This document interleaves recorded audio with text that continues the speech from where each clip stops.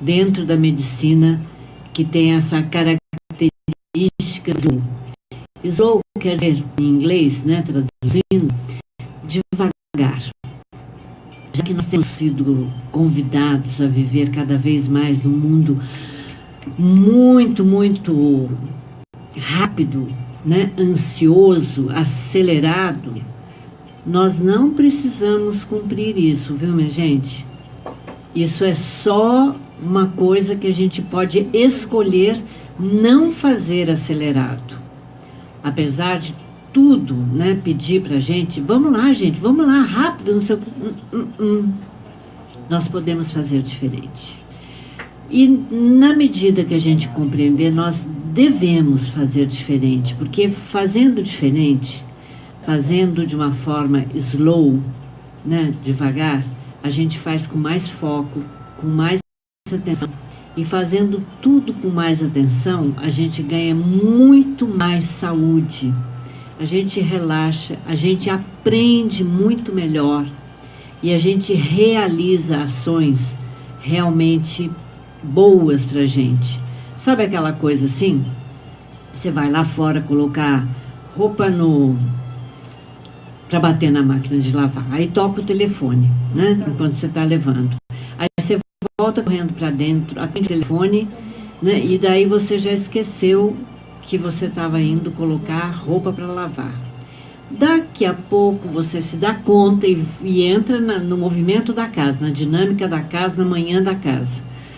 Daqui a pouco você fala, não estou escutando o barulho da máquina de lavar. Aí você lembra que você começou o movimento no meio daquela correria e não realizou, na verdade, o movimento até o fim. Aí você volta lá para fora e vê que realmente você nem pôs a roupa na máquina, né? Então, fazer as coisas, né, no cotidiano de uma forma mais slow, mais devagar, traz pra gente o benefício da gente realizar as coisas até o fim. Lógico, se tem alguém chorando, se toca o telefone, se alguém te chama de repente com uma emergência, você vai parar o que estiver fazendo e vai acudir, sem dúvida, né? Mas eu digo, é tudo uma questão de bom senso. Na medida do possível, fazer tudo de uma forma mais lenta deixa a gente com uma atenção mais focada e com a nossa saúde geral muito melhor.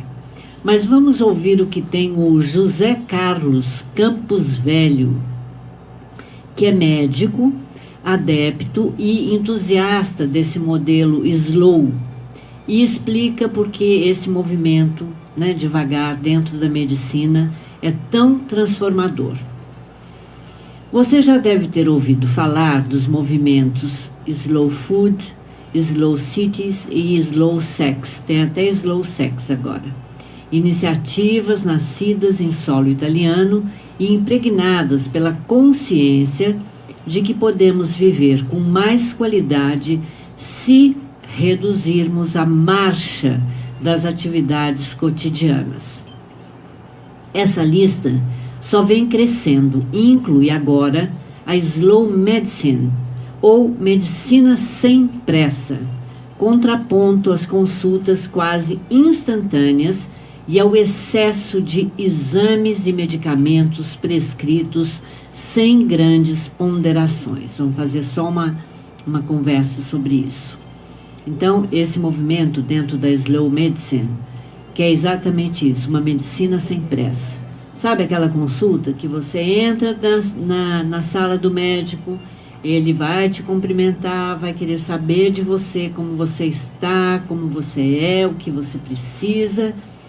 E você também vai se dar tempo e oportunidade de falar de si. Quem é você? O que você necessita? O que você está precisando? Como você vem se sentindo? Porque do jeito que as coisas vinham acontecendo, sempre na pressa, essa coisa tão acelerada também dentro do atendimento médico, não deixa nem a gente realmente se apropriar do que é mesmo que eu estou precisando. Eu estou com dor de cabeça. Gente, eu estou com dor de cabeça. Olha, doutor, eu vim aqui procurar o senhor porque eu tenho tido dor de cabeça todos os dias. entre meio-dia e 2 horas da tarde. Eu não sei exatamente o que está acontecendo comigo, mas eu não tenho dormido bem à noite e a minha alimentação também não anda muito boa. Além disso, eu venho muito preocupada com um dos meus filhos, que não tem demonstrado muito interesse pela vida dele, pela vida na escola. Tá difícil de compartilhar isso com meu marido. Percebe a diferença? Então, aquela dor de cabeça não é uma dor de cabeça só. Não é para chegar lá e simplesmente falar da dor de cabeça, né? É falar da pessoa que tem esta dor de cabeça. Quantas coisas, né, você agregou enquanto você começou a falar da sua dor de cabeça e que podem ser fatores a mais para te dar essa dor de cabeça, né? Então, essa que é a atenção do movimento Medicina Sem Pressa. E também de não fazer pedir tantos exames, né? Os exames hoje ajudam no diagnóstico, ajudam, mas nem sempre eles são determinantes ou absolutamente necessários, né?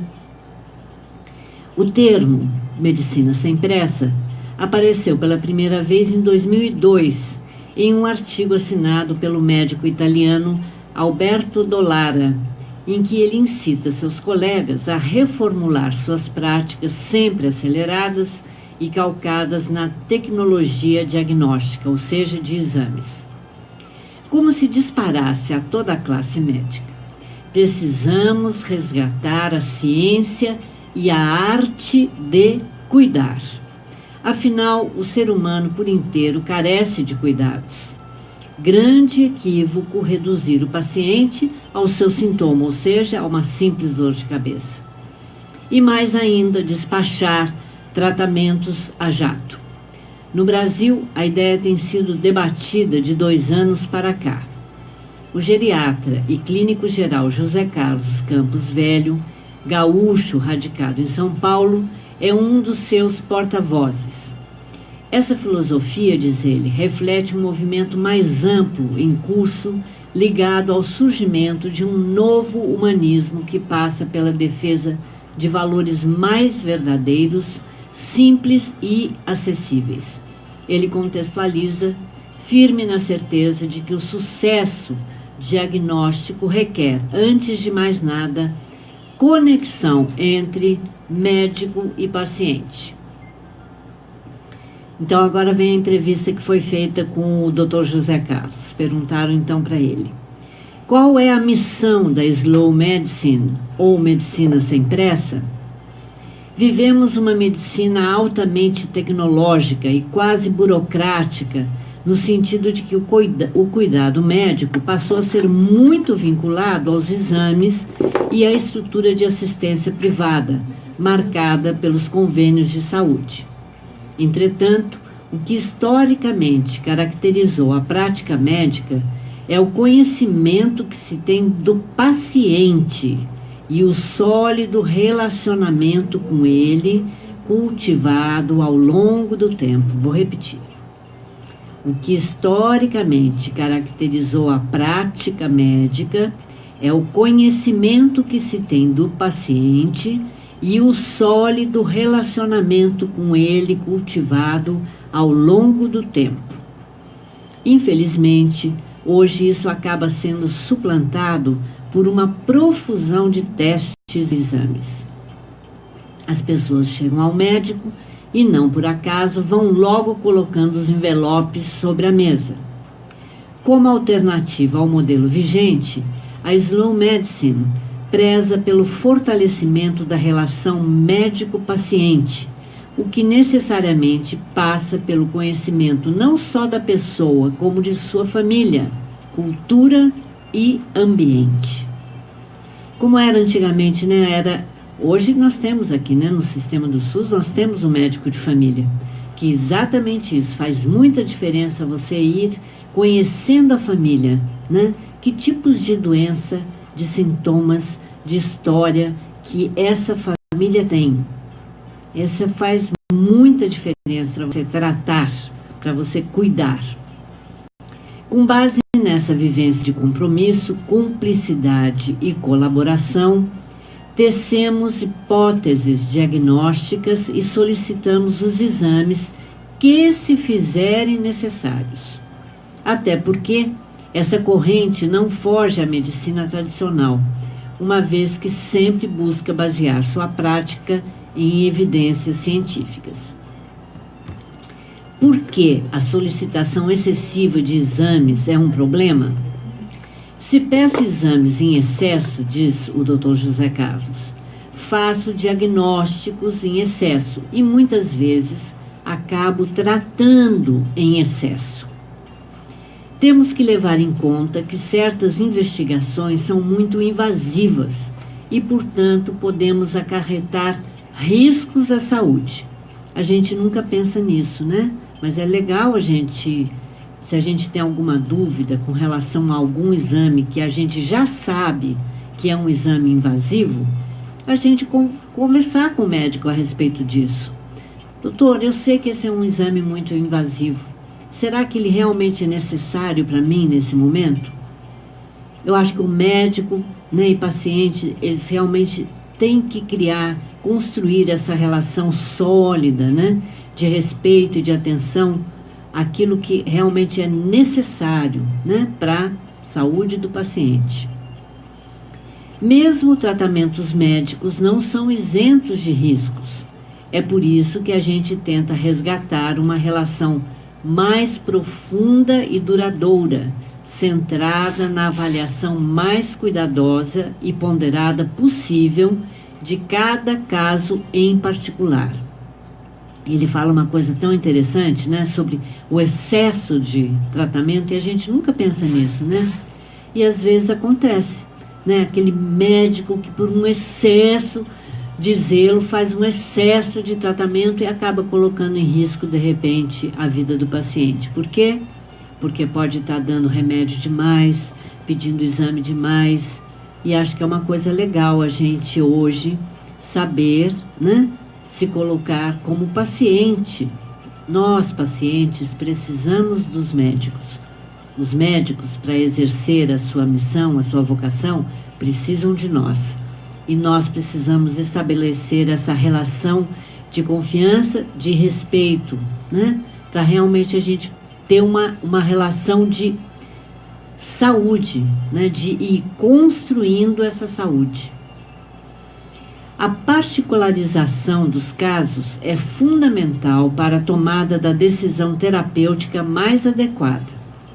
Nosso objetivo é cuidar do paciente da maneira mais segura e eficaz possível, com muita cautela em relação tanto ao uso abusivo de tecnologia diagnóstica, quanto ao dos procedimentos terapêuticos, remédios, né? Isso significa que muitas pessoas estão fazendo exames e tomando medicamentos desnecessariamente? Isso é muito comum em todas as áreas da medicina. É por isso que a medicina sem pressa deveria passear por todas as especialidades. Não raro, exames desnecessários acarretam doenças de ordem psíquica.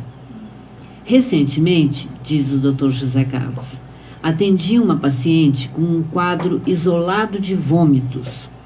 Ela havia sido atendida em um pronto-socorro. Fez ultrassom do fígado e da vesícula, além de testes laboratoriais. Todos normais. Posteriormente, permaneceu a dúvida de que pudesse ser um problema relacionado ao fígado. Nova solicitação de exame, dessa vez mais detalhado. Também normal. Essa maratona não foi suficiente para provar que ela não estava doente. Foram pedidos mais 2 exames incomuns e de alto custo, a princípio sem cobertura pelo convênio. A informação dada à paciente foi a seguinte: se você passar mal, se dirige ao hospital tal e lá você será internada para fazer os exames. Assim, o convênio dará cobertura, porque internada tem outra outra forma, né, de cobrar.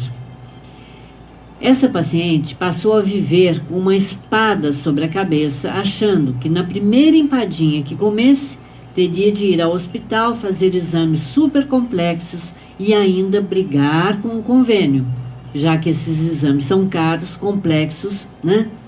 E ela teria que ir para o hospital, porque fazendo internada o convênio pagaria.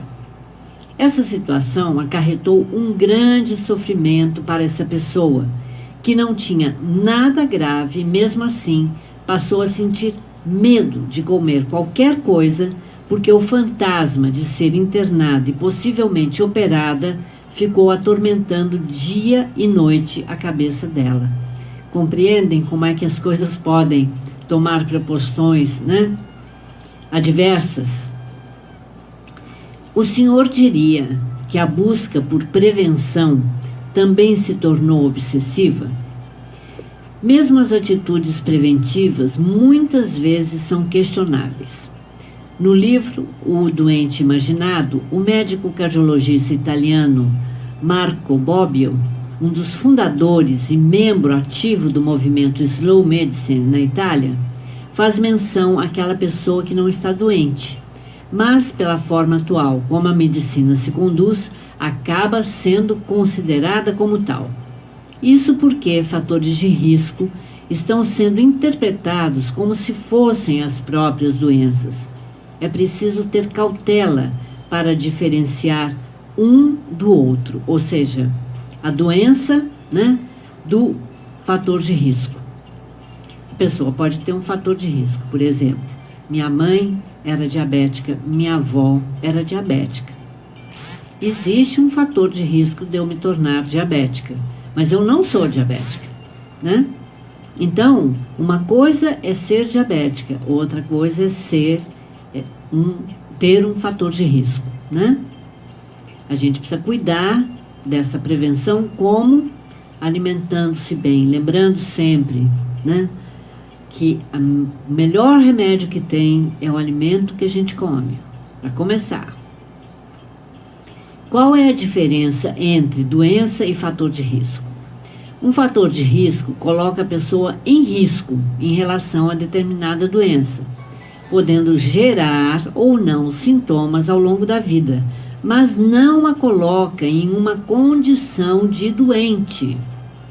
As pessoas que solicitam exames e remédios preventivos sem o devido embasamento, apenas por uma questão de lógica, estão, na verdade, sendo levadas por uma ilusão de controle, ou seja, a ilusão de que eu posso ter controle sobre aquele fator de risco e dessa maneira aí eu controlando dessa forma, eu nunca vou ter aquela doença. De um lado, o médico se ilude que aquilo vai mudar o curso de vida do paciente. Do outro, o paciente se ilude que aquilo vai mudar seu curso de vida. E isso nem sempre é verdadeiro. Como é a abordagem da medicina sem pressa nesse caso? Se o médico tem condições de conversar demoradamente com o paciente e concluir que não há nenhuma emergência clínica que possa acarretar riscos à saúde dele e à própria vida, ele tem que tranquilizá-lo e observá-lo por algum tempo.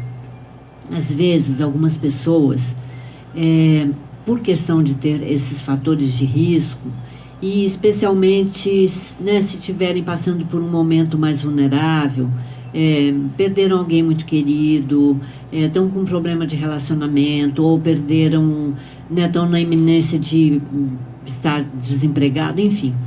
A gente fica mais vulnerável e daí a gente começa a achar que a gente está meio doente. E começa a procurar, né, como a gente fala, chifre em cabeça de cavalo. Só porque a gente tem um fator de risco e a gente já começa a achar que a gente realmente está doente. Atenção, minha gente, muita atenção com isso, né? Preste atenção em você, que é a melhor maneira, né, da gente se cuidar, é a gente prestando atenção na gente mesmo. Se tiver alguma coisa que seja realmente grave, né, um mal-estar muito grande, uma dor, né, ou se a gente começar a apresentar sintomas, né, constantes de insônia ou de falta de ar, a gente precisa sim procurar no médico. Mas atenção com esses outros fatores, né, que acabam afetando o nosso equilíbrio, a nossa saúde, e que de repente podem fazer com que a gente ache que está doente. Não, a gente está passando por um momento de vulnerabilidade. Atenção. Quanto tempo, como essa filosofia se impressa na prática? É preciso que a consulta, diz o Dr. José Carlos, para começar, seja necessariamente mais duradoura. Tem que ser suficiente para anamnese, um exame físico, diagnóstico e explicações sobre a conduta pensada pelo médico, incluindo um tempo de assimilação para o paciente que precisa memorizá-las. Algo bem diferente dos inacreditáveis 3 minutos que duram algumas consultas. Temos que valorizar efetivamente o que o paciente nos traz, refinar a escuta, ou seja, o médico precisa escutar melhor o que o paciente tem para dizer. Também é importante frisar que tomamos decisões compartilhadas, não existe poder, não é? Existe um compartilhamento entre médico e paciente, buscando o interesse do paciente, a possibilidade do paciente. Isso acontece quando o médico apresenta ao paciente os riscos e os benefícios de determinado procedimento diagnóstico, tratamento ou medicamento, e junto com ele opta se vale a pena investigar e tratar aquele quadro ou não. Hoje em dia, as pessoas têm acesso a muito mais recursos de informação, o que ajuda a validar o que elas querem para si mesmas, com base em seus valores. Também buscamos dialogar com os demais atores do cuidar, especialistas de cada área, como oncologistas, dermatologistas, cardiologistas, psicoterapeutas, fisioterapeutas, nutricionistas. É essencial para o sucesso do tratamento estabelecer uma estratégia e uma linguagem comuns.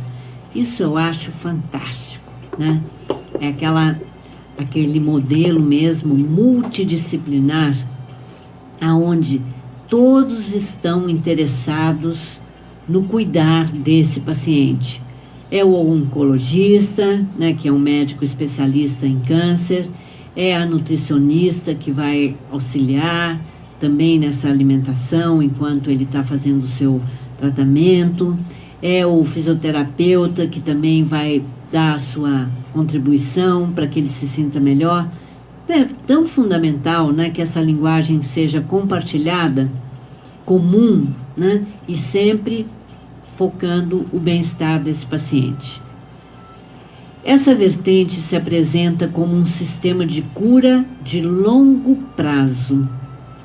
Buscamos o estabelecimento de um vínculo bastante profundo e duradouro entre médico e paciente por questões muito pontuais.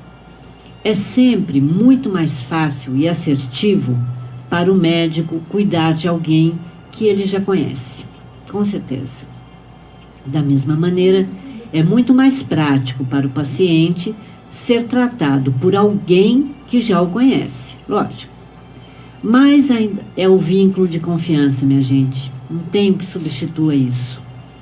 Mais ainda se conhece o histórico familiar, o ambiente e a cultura na qual ele está inserido. Você tratar, por exemplo, uma família de portugueses, né, que mora atualmente no Brasil, mas veio de Portugal. E quando saiu de Portugal, né, se alimentava de uma certa maneira, tinha hábitos, e quando mudou para o Brasil, de repente teve que fazer adaptações a esse hábito alimentar. Tudo isso, né, faz muita diferença quando você está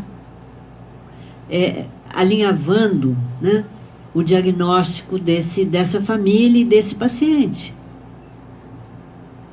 É isso. que é importante, né? Esse vínculo, essa ligação com essa história familiar. Essa intimidade permite um conhecimento mútuo que representa um material riquíssimo de trabalho. O mais importante é que isso tem um impacto bastante positivo na manutenção ou na recuperação da saúde. Qual a importância do aspecto emocional do paciente no processo terapêutico? Isso aqui é importantíssimo, atenção. Um dos aspectos interessantes dessa filosofia da conexão do médico com o paciente é que ela leva em consideração o paciente como um todo. Lógico, o paciente não é uma dor de cabeça, né? Nem uma dor no peito, nem uma dor na coluna cervical. O paciente é um todo. Desse ponto de vista, é uma medicina holística, ou seja, vê a pessoa integral. O livro A Arte Perdida de Curar, publicado em 1996 pelo médico de origem lituana Bernard Lown, professor emérito de cardiologia da Escola de Medicina de Harvard, nos Estados Unidos, fala do quanto é importante levar em consideração o background emocional da pessoa, o que inclui seus relacionamentos mais próximos, a história emocional dessa pessoa, né? E, lógico, essa história é construída sempre tendo a ver com seus relacionamentos mais próximos, né? Uma pessoa que morava na Europa, passou por 2 grandes guerras e veio para o Brasil, né? Tem uma história muito diferente de uma pessoa que já morava aqui no Brasil, mas que nunca passou por uma guerra. Não é verdade? Quem passou por 2 grandes guerras, como a maior parte dos europeus, né, tem uma história de perda, de ameaça, de medo, né, de fome. Nós não sabemos o que foi fome, mas quem viveu 2 guerras sabe. Porque eles realmente tinham tudo ali contadinho, ó. Não podia comer o que queria, não, era o que tinha, não era o que queria. Não tinha fartura, não. Não tinha nem como plantar, nem onde plantar, porque plantava e era destruído. Não é brincadeira, não. Tudo isso é determinante tanto no adoecer psíquico quanto no físico. A divisão entre corpo e mente é arbitrária. Na verdade, somos uma coisa só, uma unidade, corpo-mente. De que maneira a filosofia Slow se relaciona com as terapias alternativas ou complementares? O conhecimento de que a medicina complementar pode oferecer alívio aos pacientes em algumas situações clínicas é uma atitude que faz parte de nossa filosofia de trabalho.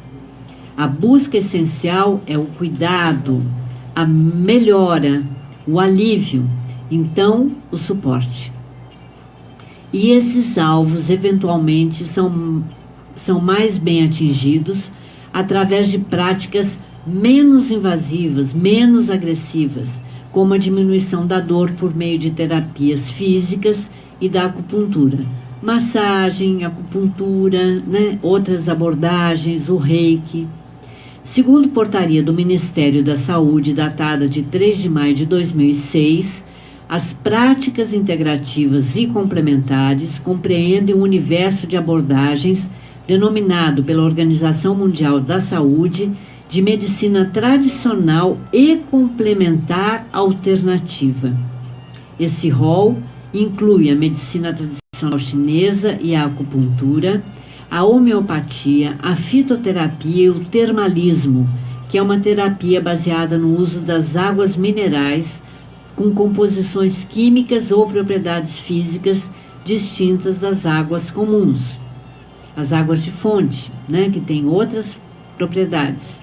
Em suma, somos favoráveis a esses métodos, mas, na medida do possível, gostaríamos que eles também estivessem cercados de evidências científicas. O que percebo é que a fast medicine, quer dizer, a medicina acelerada, deixa insatisfeitos não só os pacientes e os médicos, como tem um gasto maior na economia da saúde. São 12 horas e 51 minutos.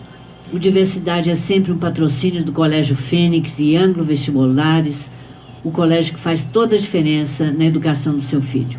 Uma ótima tarde para todos vocês e até quarta-feira.